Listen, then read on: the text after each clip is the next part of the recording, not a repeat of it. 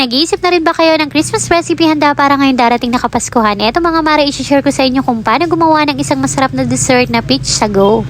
Isa ito sa simple at napakadali lang gawin dahil konting ingredients nga lamang kinakailangan natin dito. At ayan nga pala, una ay nilaga ko muna itong mga sago.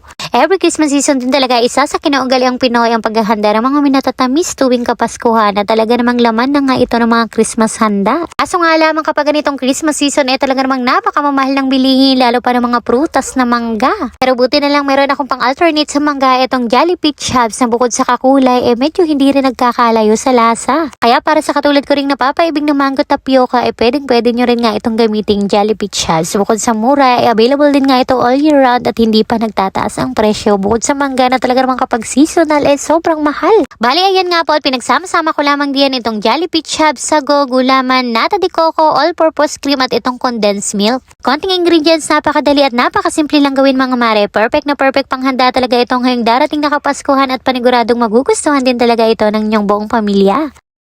At eto na nga po ang ating Jolly Peach Halves sago. Happy Holidays!